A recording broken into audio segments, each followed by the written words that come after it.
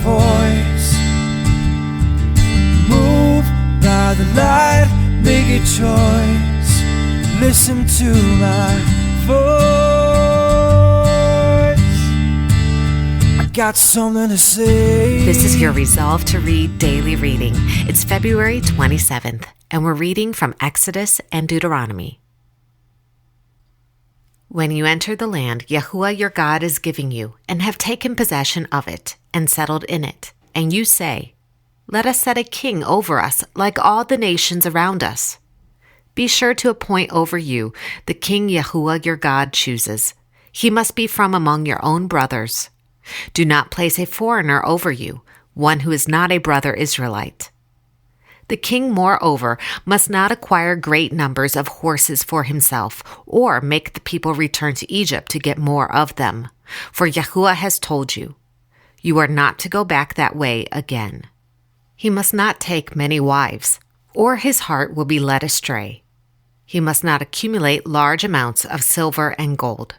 When he takes the throne of his kingdom, he is to write for himself on a scroll a copy of this law, taken from that of the priests, who are Levites.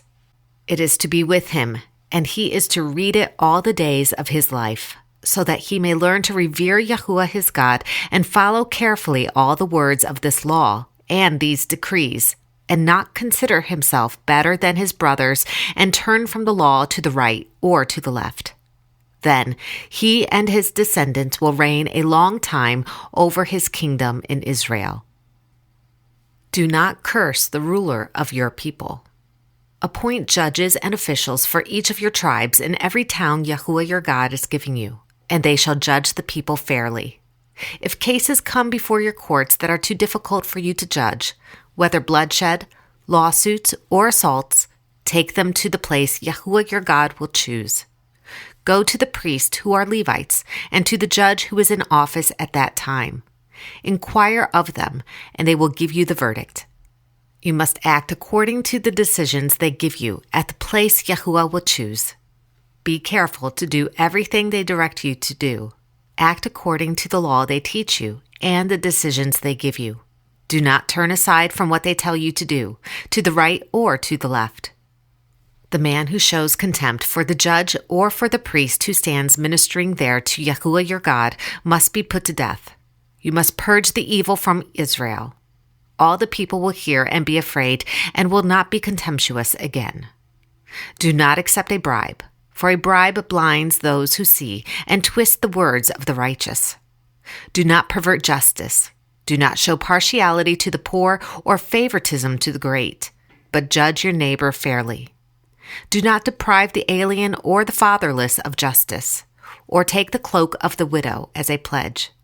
Remember that you were slaves in Egypt, and that Yahuwah your God redeemed you from there. That is why I command you to do this. Do not pervert justice or show partiality.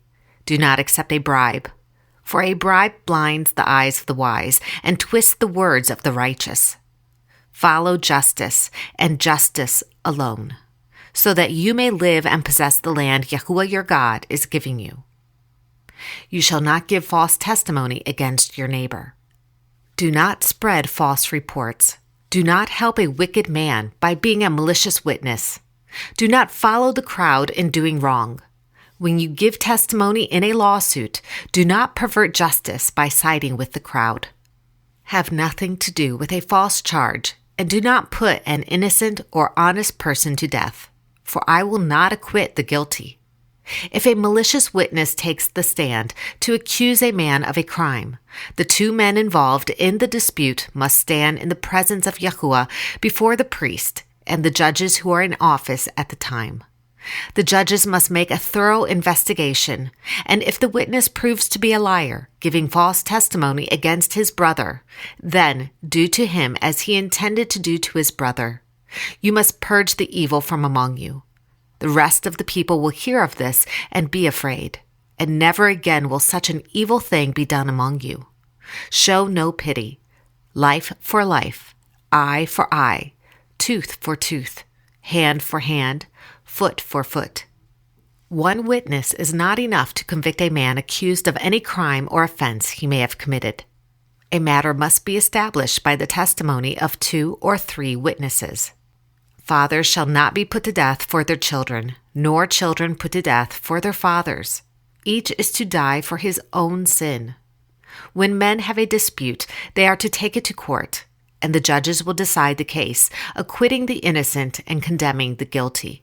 If the guilty man deserves to be beaten, the judge shall make him lie down and have him flogged in his presence with the number of lashes his crime deserves.